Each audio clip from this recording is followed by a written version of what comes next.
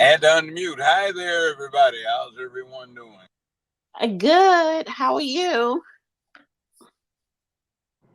Just got through talking to some big investors in some barbecue sauce that I do. So, excuse me, we're talking 6+ figures, and we are hitting the shelves in the markets in a few days. Oh, Already which have done markets? so on the West Coast. So, Markets nationally or where? nationally, And what supermarket chains? Safeway, Kroger, Ralph's, that kind of thing, Whole Foods, Sprouts, etc., etc. It's supposed to be healthy. It tastes excellent. There's nobody else doing it, and it is what it is. So I'm headed home, and I'm not too far away. In fact, we visited the barbecue place just to check out the local product and compare it to our own. And I think the local product in the barbecue capital of the country is lacking. So anyway, it's good. Wait, so you said it's going to be in Kroger's and Whole Foods? Yes, Ralph's, Safeways, etc., Walmart. Several thousand cases have been ordered already. So look for it in about 45 to 60 days on your shelves. If you're in California, it's on the shelf in a lot of places, and you can order it jjbbbq.com. Yes. JJB Judge Joe Brown Barbecue BBQ.com. JJBBBQ.com. And real quick, before we get into the first topic, because I mentioned that the Whole Foods in downtown San Francisco was closing because of high crime, which is in a liberal city.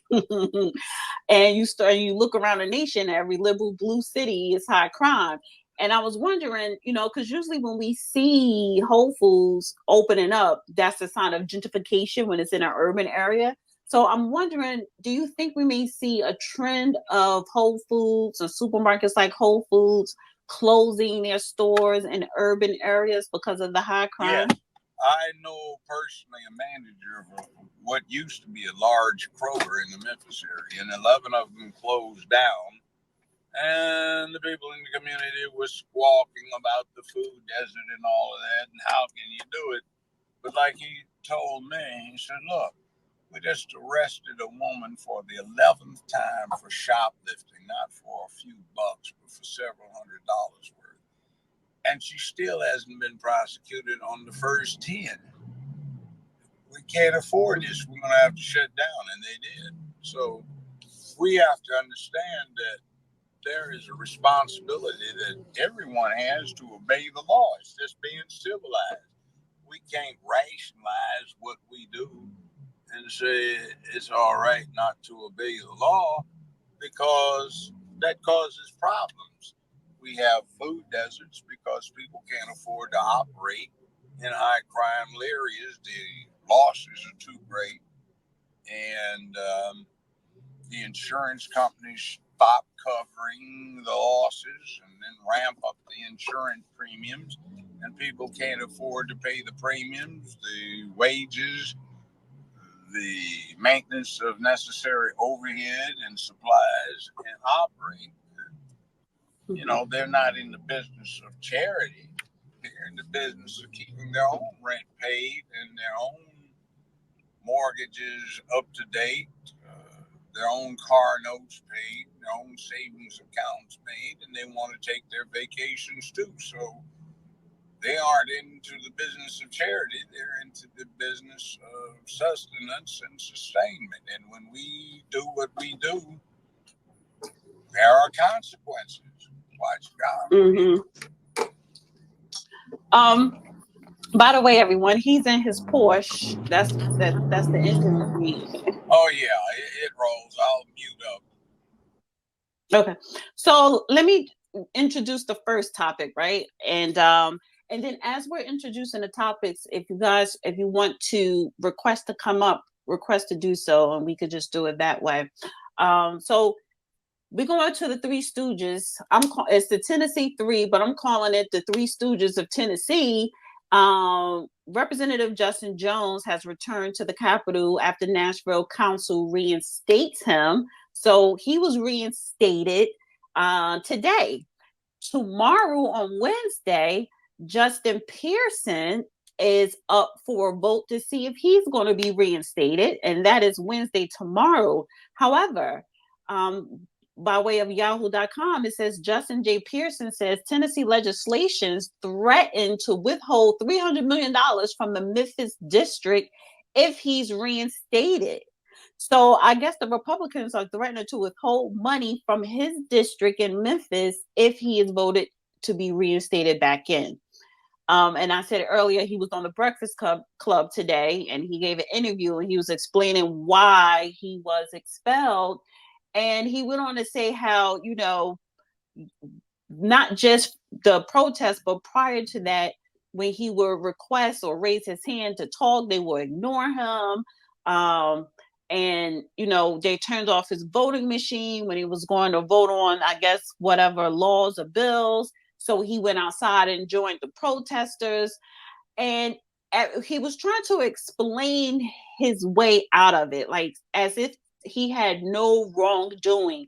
And again, if you are a statesman or / politician, your job is not to partake in protest or riots, right? And you actually gave them, the majority of the Republicans, an excuse to expel you. So I want to get your thoughts on the Three Stooges of Tennessee judge. So his vote, Let me Justin say Pearson. this. It had nothing to do with what the posturing spin is about. Tennessee is a constitutional carry state, and they understand that the way to reduce crime and public disorder is to allow the citizens to deal with the question to an extent themselves. And Memphis is part of that state. And the state says if it's legal for you to buy, it's legal for you to carry. That seems only right to me. And as a matter of fact, the areas in Tennessee and in Memphis that have the highest percentages of decent citizens who carry, they have the lowest crime rates. So these three clowns, the Three Stooges, are up there trying to defund the police, disarm the people, leave the public at the mercy of the crooks who won't follow the law.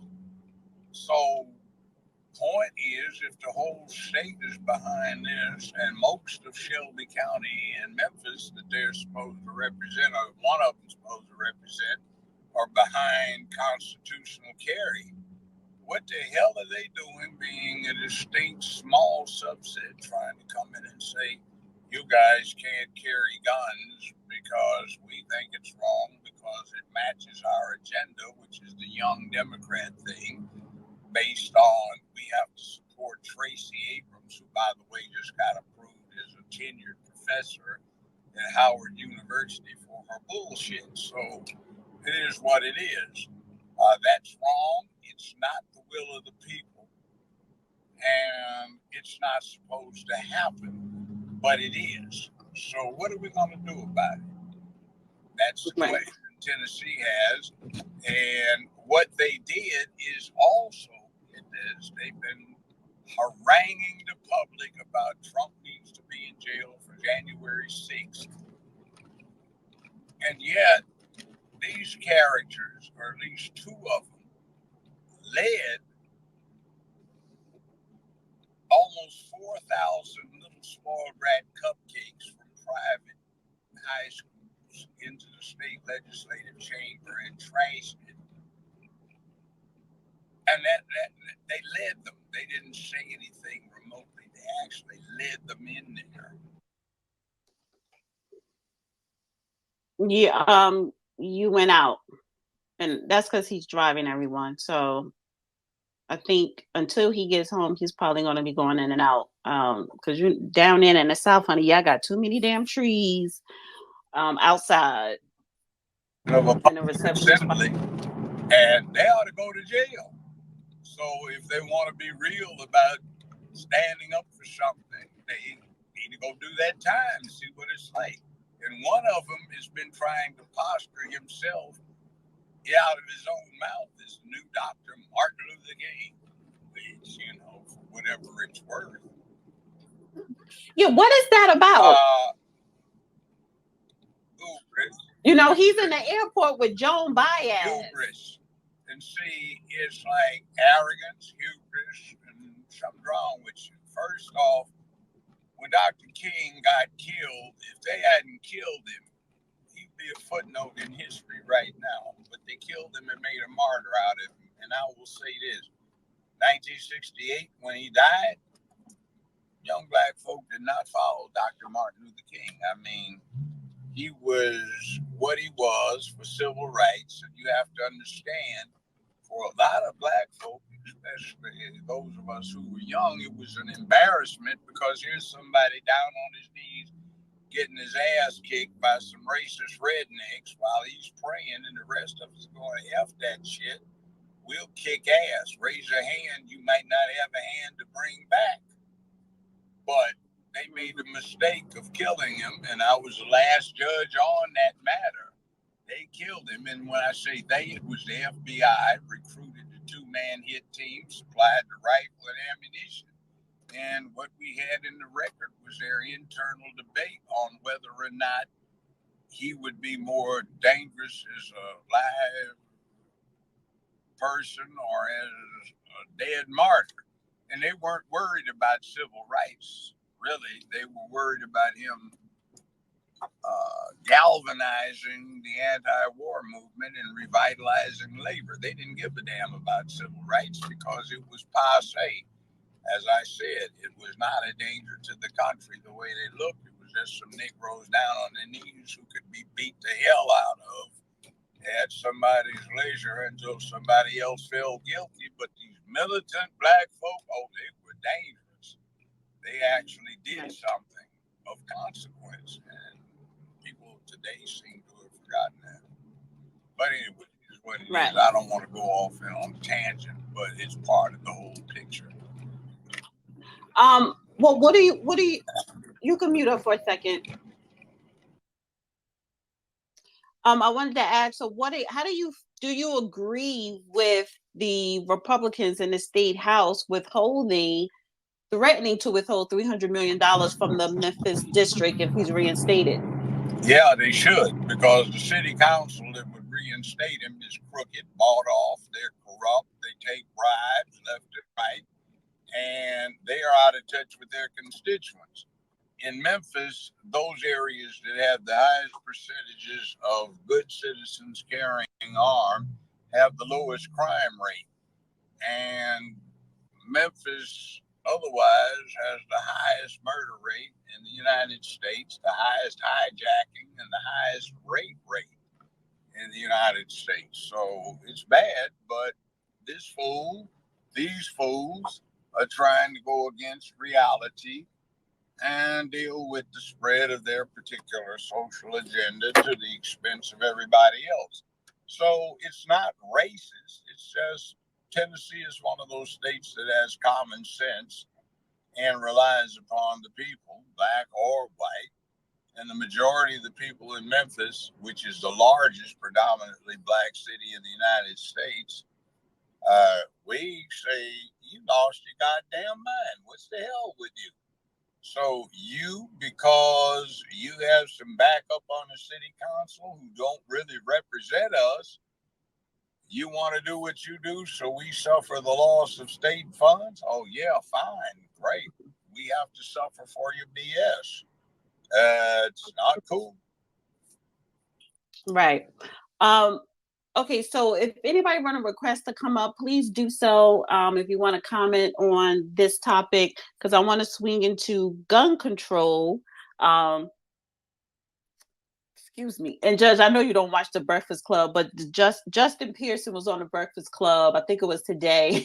So he's making his rounds. The Breakfast Clubs are a bunch of punk-ass pussies who don't have any damn good sense. They're cowards.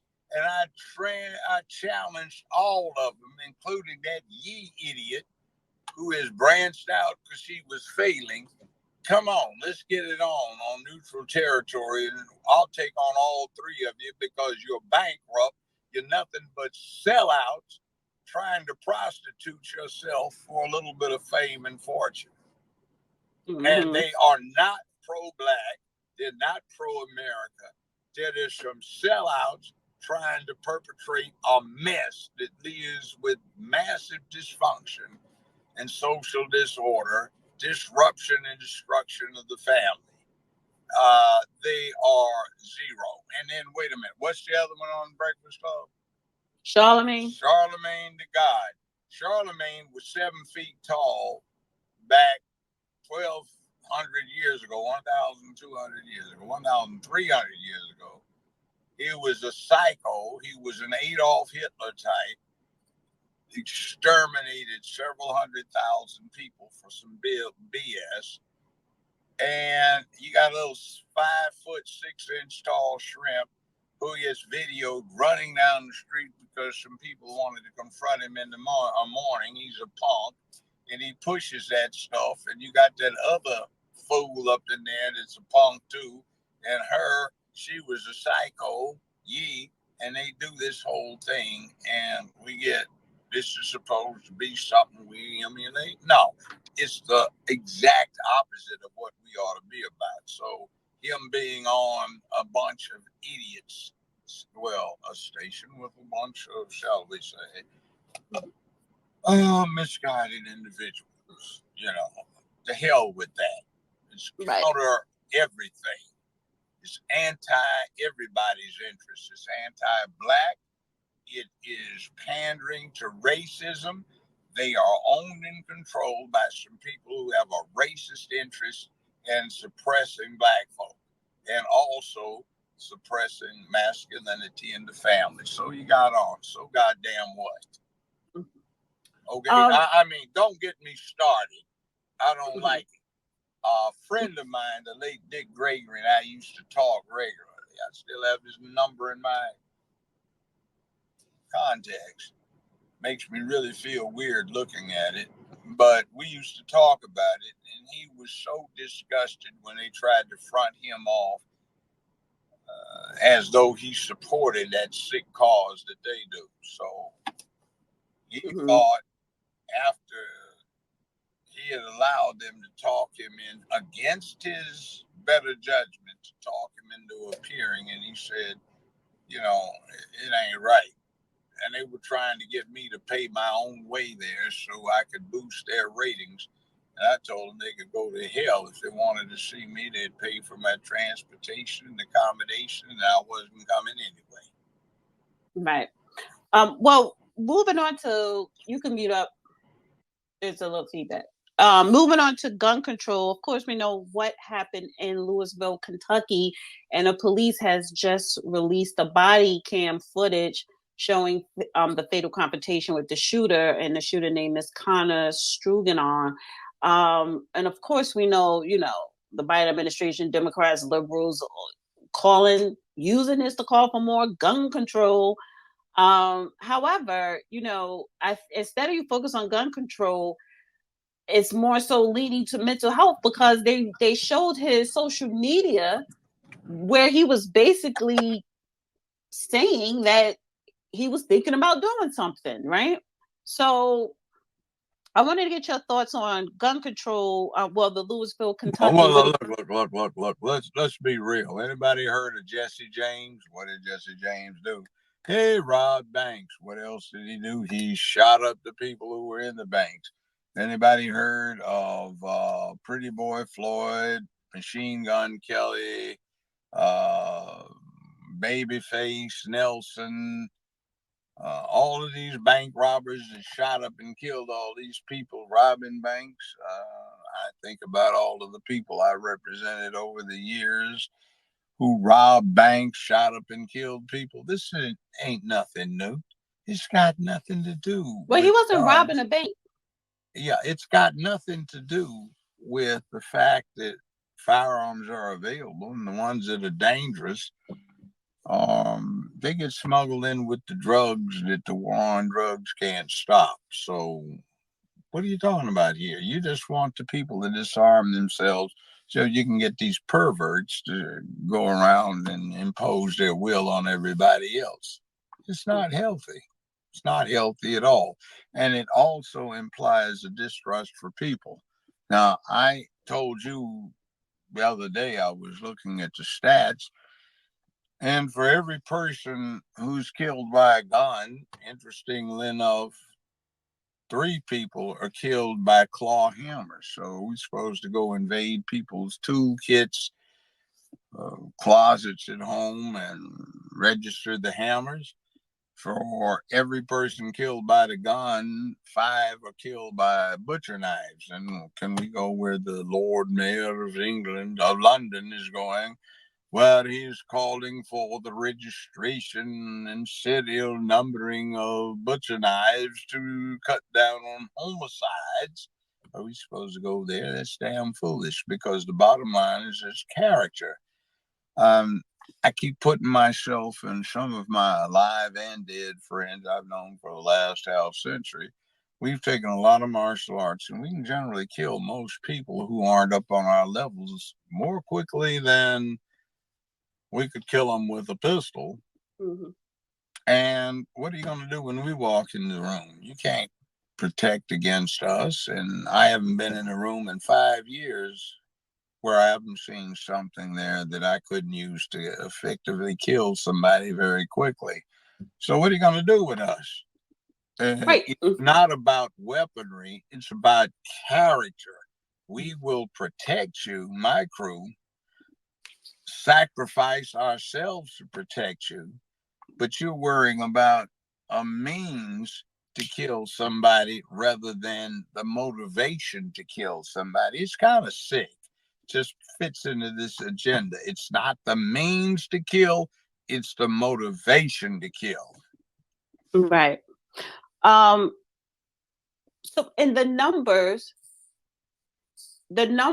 show that people who purchase guns legally, they're not committing these crimes. It's the illegal guns that is being circulated. And that is something that I haven't heard any administration, especially this one, in the Democratic administration, talk about.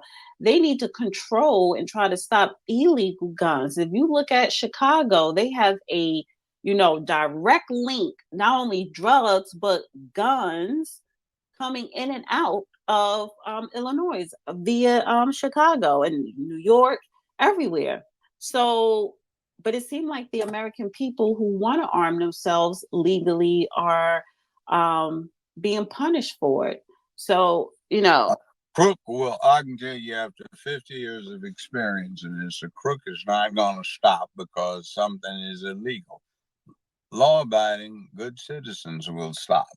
But it's not law-abiding good citizens who are committing the crimes. It's the crooks. The other thing is, why do we have a Department of Defense? Why do the Russians have a Defense Department? Why do the Chinese, the Koreans, everybody else in the world? And that's because humans are what they are. Maybe we can one day perfect ourselves, but we haven't done that yet. So we defend, and we also set up deterrents. So somebody says it's dangerous to go deal with aggression. Maybe we need to back off. Well, it works with people, and I can tell you, through 50 years of day in, day out, dealing with murders, assaults, and you name it, violent. Mm-hmm. You name the violent thing. That's what I did for my business for more than a half century. And the same reason that we have defense departments around the world present themselves as the same reasons why we should understand why the Constitution, through the Second Amendment, allowed citizens to be able to defend themselves. Now, yeah, okay, pass the mic. Okay. Don't judge him, Joe Brown.